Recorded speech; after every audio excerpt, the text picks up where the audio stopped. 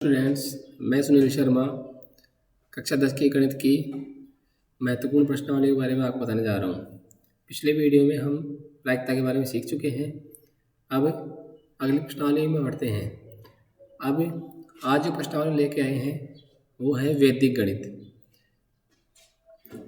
वैदिक गणित अपनी किताब की पहली प्रश्नावली है। इसमें कुल अंक भार 4 है, यानी परीक्षा में 4 अंकों के सवाल इसमें से पूछे जाएंगे। इसमें कुल आपको 3 प्रकार के सवालों को हल करना है। सबसे पहले आपको वर्ग सीखना है, इसके बाद घनफल और फिर सीखना है भाग। भाग में कुल 3 विधियाँ दे रखी हैं। सबसे पहली विधि का नाम है निखिलम, इसके बाद है परावर्त्य और इसके बाद है ध्वजांक। तो एक एक करके हम सभी सवालों को हल करते हैं। सबसे पहले बात करते हैं हम वर्ग की। तो किसी भी संख्या का वर्ग ज्ञात करना हो तो उसके लिए एक सूत्र हमें दिया है।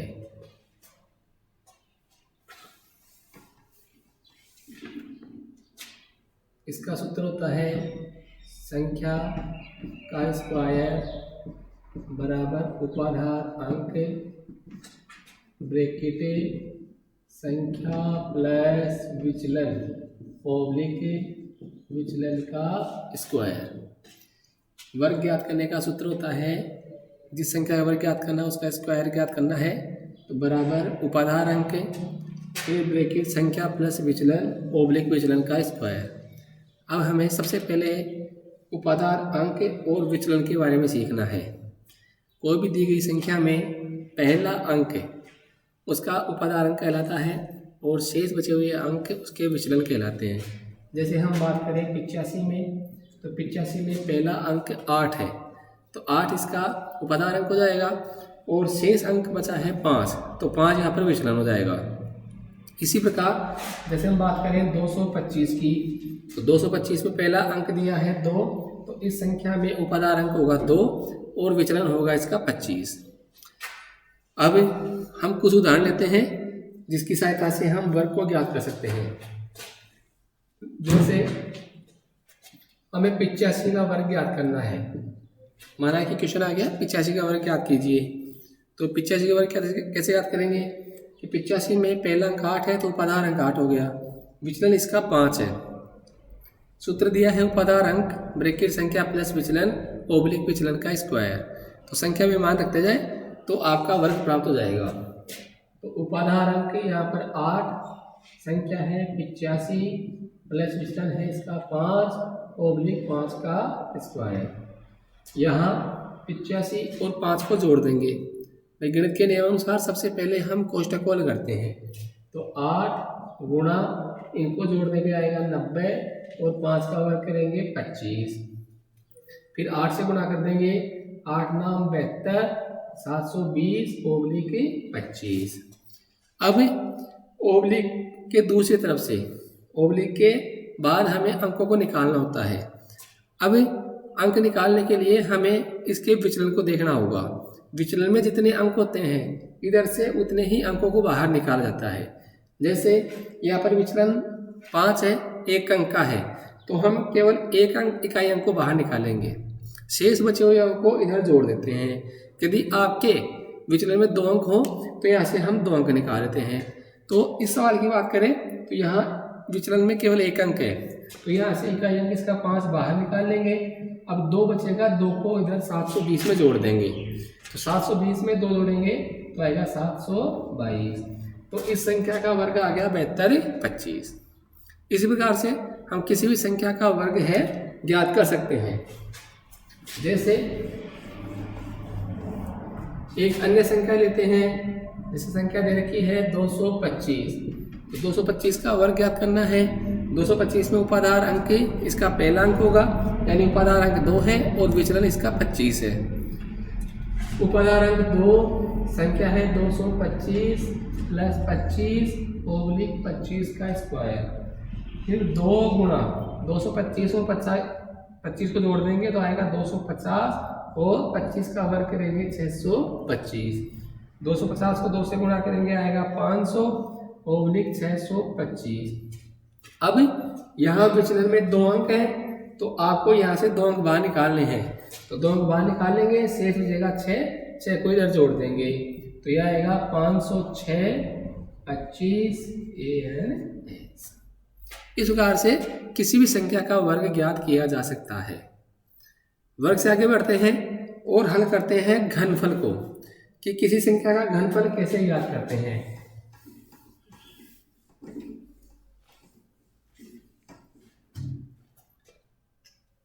तो वर्ग के बाद ज्ञात करेंगे हमें घनफल। घनफल ज्ञात करने का सबसे पहले सूत्र होता है संख्या का क्यूब बराबर उपाधार अंक का स्क्वायर ब्रैकेट संख्या प्लस 2 गुणा विचलन ओब्लिक उपाधार अंक गुणा 3 गुणा विचलन का स्क्वायर ओब्लिक विचलन का क्यूब। यह सूत्र घनफल ज्ञात करने के लिए हमें दिया है। उपाधार अंक का स्क्वायर ब्रैकेट संख्या प्लस 2 गुणा विचलन ओब्लिक उपाधार अंक गुणा 3 गुणा विचलन का स्क्वायर फिर ओब्लिक विचलन का क्यूब। इस सूत्र की सहायता से हम किसी भी संख्या का घनफल ज्ञात कर सकते हैं। जैसे हम एक संख्या लेते हैं 56, हमें 56 का घनफल ज्ञात करना है। तो 56 में उपाधार अंक है 5 है और विचलन इसका 6 है। तो हल करें, उपाधार अंक 5 का स्क्वायर संख्या है 56 प्लस 2 गुणा विचलन है इसका 6 फिर ओब्लिक उपाधार अंक इसका 5 गुणा 3 विचलन है इसका 6 का स्क्वायर और 6 का क्यूब। 5 का वर्ग करेंगे तो आएगा 25।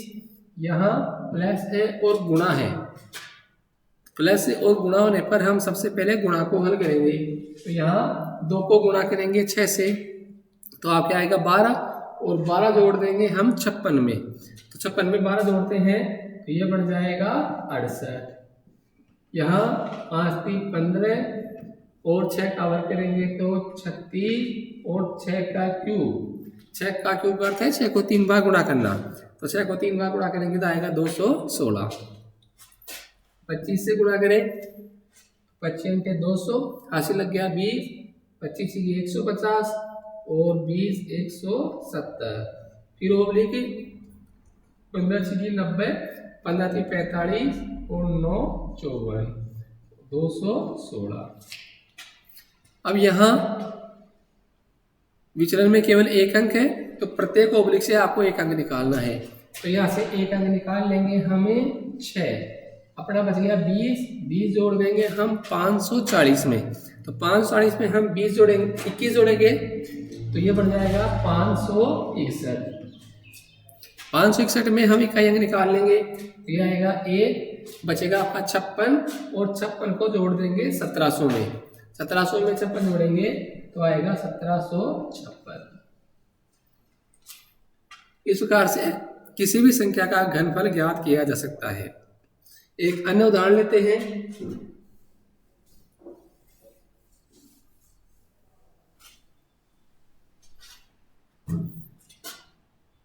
जैसे 23 का घनफल ज्ञात करना है, तो 23 का घनफल ज्ञात करना हो तो उपाधार अंक इसका 2 है और विचलन इसका 3 है। उपाधार अंक का स्क्वायर 2 का स्क्वायर संख्या 23 प्लस 2 गुणा विचलन, विचलन है यहाँ पर 3, उपाधार अंक है 2 गुणा 3 विचलन यानी 3 का स्क्वायर और 3 का क्यूब। 2 का वर्ग करेंगे 4, यहाँ जोड़ और गुणा में पहले गुणा करेंगे तो 2 3 6 और 6 में 23 को जोड़ देंगे तो यह आएगा 29। यहाँ 2 3 6 और 3 का वर्ग करेंगे 9 और 3 का घन करेंगे तो 27। 4 को गुणा करें 29 से तो 4 नाम 36, 4 दूनी 8 और 3 11, फिर 6 नाम 54 और 27।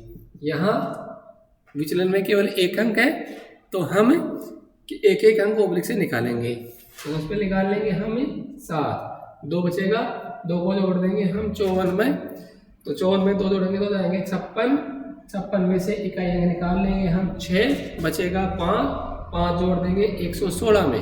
तो 116 5 जोड़ेंगे तो बन जाएंगे 121। ये इसका घनफल है। इस प्रकार से हम किसी भी संख्या का घनफल ज्ञात कर सकते हैं। आगे बढ़ते हैं और हम बात करते हैं भाग की। तो भाग में जैसे कि पहले मैं बताया आपको कि किताब में कुल आपको 3 विधियां दे रखी हैं। सबसे पहली विधि है निखिलम, इसके बाद है परावर्त्य और इसके बाद है ध्वजांक। निखिलम और परावर्त्य दोनों विधियां लगभग सेम हैं। तो एक उदाहरण लेते हैं।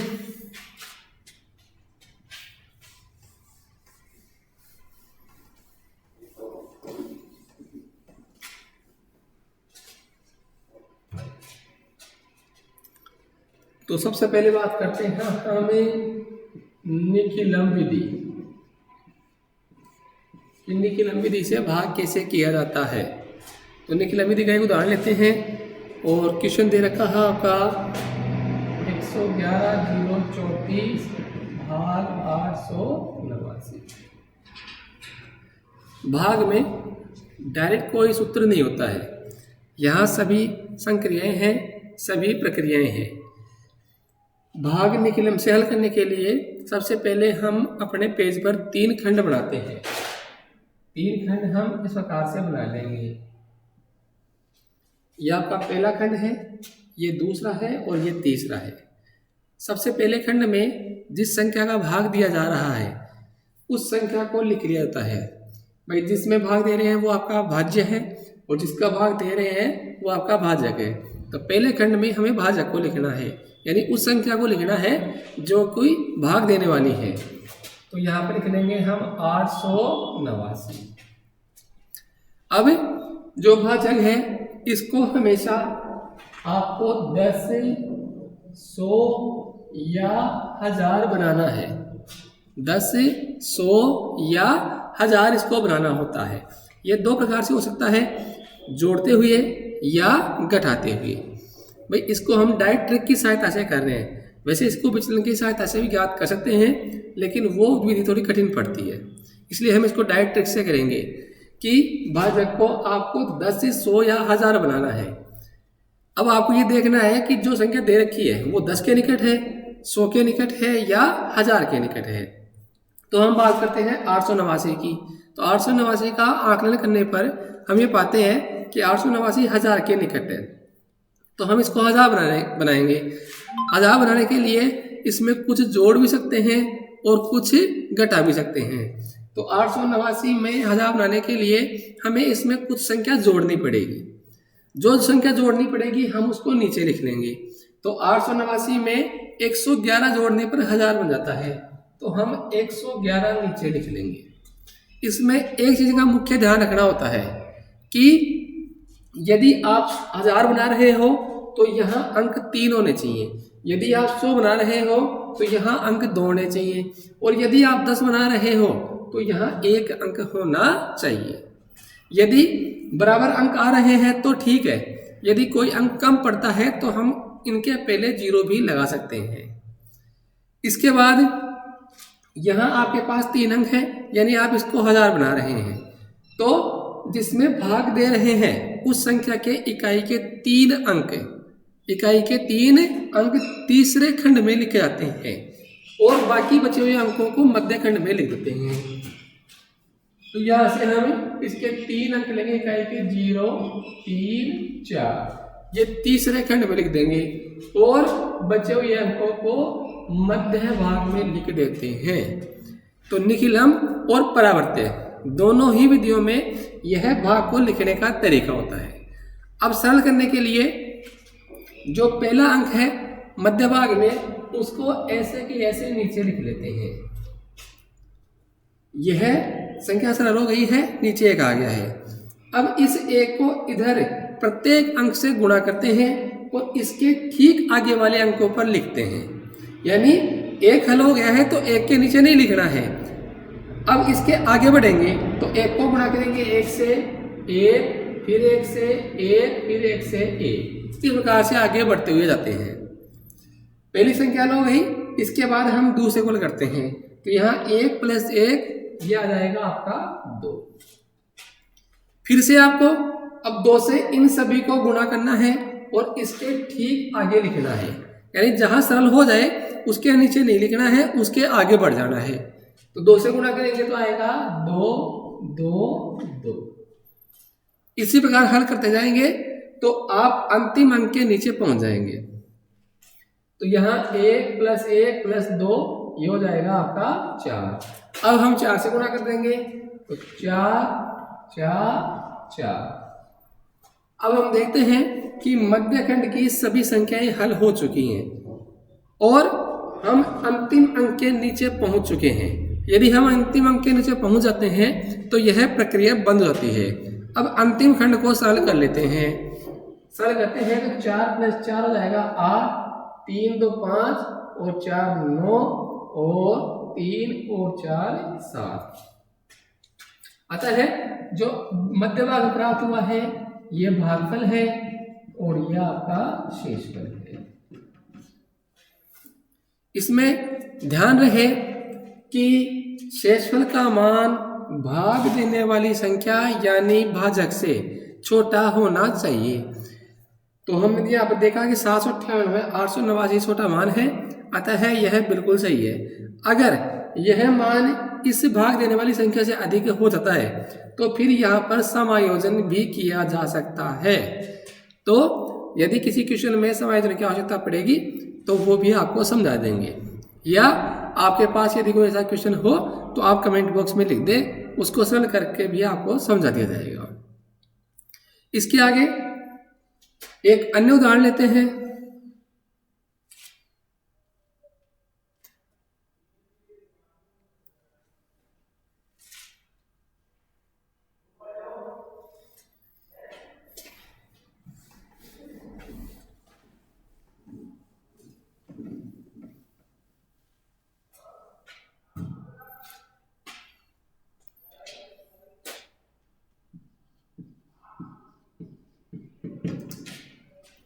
इन 40 94 भाग 97।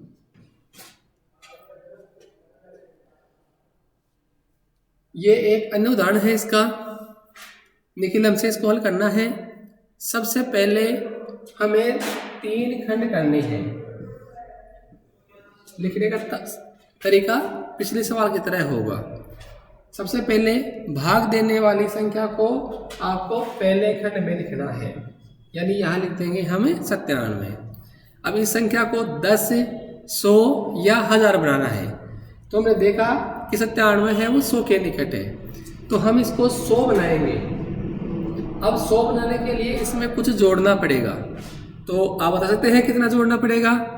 तो आप सभी जानते हैं कि 97 में 3 जोड़ दिया जाए तो ये 100 बन जाएगा, लेकिन हम 100 बना रहे हैं तो 100 में 2 जीरो होती हैं, अतः आपको यहाँ पर 2 अंक लिखने हैं। तो हम 3 नहीं लिखेंगे, हम लिखेंगे यहाँ पर 0 3। इस बात का विशेष ध्यान रखना है कि 100 बना रहे हैं तो 2 अंक होने ही चाहिए। हमने देखा कि 3 जोड़ने पर 100 जाएगा, लेकिन हम इसको 0 3 लिखेंगे। इसके बाद यहाँ 2 अंक है तो इसके 2 अंक इकाई 2 अंक तीसरे खंड में लिख देंगे और मध्य भाग में जाएगा 3 और 9। हल करें इसको तो पहले पार्ट में 3 का 3 पहला हल हो गया। इसके बाद 3 को गुणा करें 0, फिर 3 से गुणा करें 3 3 9। यहाँ हल करें 0 और 9 जोड़ेंगे आएगा 9, 9 से गुणा करें 0 और 9 को 3 से गुणा करें तो आएगा ये 27। अब यहाँ भी आपको थोड़ा ध्यान रखना है कि 27 में 2 अंक है, लेकिन हम इसको एक साथ लिखेंगे, यानी इसको 2 और आगे 7 ऐसे नहीं लिख सकते हैं। इसमें हमें एक साथ 27 लिखना पड़ेगा। गुणा करने पर जो भी मान आएगा उसको एक साथ हम संख्या के नीचे लिखते हैं। मध्य में पूरे हल हो चुके हैं तो तीसरे खंड को हल करेंगे। तो 4 में हमें यहाँ पर 27 जोड़ने हैं। जोड़ में आपको ध्यान रखना है कि 4 और 7 को नहीं जोड़ना है, 4 और 27 को डायरेक्ट जोड़ना है, क्योंकि 27 यहाँ पर एक इकाई राशि मानी गई है। तो 4 और 27 को जोड़ेंगे तो आएगा आपका 31। 31 होने पर इकाई अंक ले लिया 1 और हासिल लग गया 3। 9 और 9 18, 18 और 3 21। तो ये आ गया आपका भागफल और ये आ गया आपका शेषफल। अब शेषफल को देखते हैं। शेषफल 211 आया है, जबकि अपना भाजक था 97। इसका अर्थ ये हुआ कि शेषफल का मान भाजक से अधिक आ गया है और ऐसा हो नहीं सकता है, तो आपको यहाँ पर समायोजन करना पड़ेगा। अब समायोजन कैसे करते हैं, तो आपको समायोजन को सीखना है। सबसे पहले समायोजन में जो भागफल प्राप्त हुआ है उसमें 1 जोड़ देते हैं, हमेशा भागफल में जोड़ देते हैं 1, यानी यहाँ कर देंगे +1 और शेषफल में भाजक को घटा दिया जाता है। एक बार फिर समझ लें समायोजन कैसे करते हैं, समायोजन क्यों करते हैं, पहले ये समझ लें कि यदि आपका शेषफल आपके भाजक से अधिक प्राप्त हो गया है तो आपको समायोजन करना पड़ेगा। समायोजन कैसे करते हैं कि भागफल में 1 जोड़ देते हैं यानी 1 प्लस करते हैं और शेषफल में भाजक को घटा देते हैं, तो -97। अब इसको हल करें तो हमें यहाँ पर प्राप्त होगा 40 और 211 में 97 घटाना है, तो अंक उधार लेके घटा लेंगे तो बचेगा 4 और 11 यानी ये आएगा 114। अब 114 को देखेंगे हम तो 114 भी 97 से अधिक है, यानी ये समायोजन एक बार और होगा। तो फिर से कर देंगे +1 और यहाँ -97, यहाँ जोड़ेंगे तो 41 और यहाँ घटा देंगे 7 और 1। अब ये आ गया आपका भागफल और ये प्राप्त हो गया आपका शेषफल।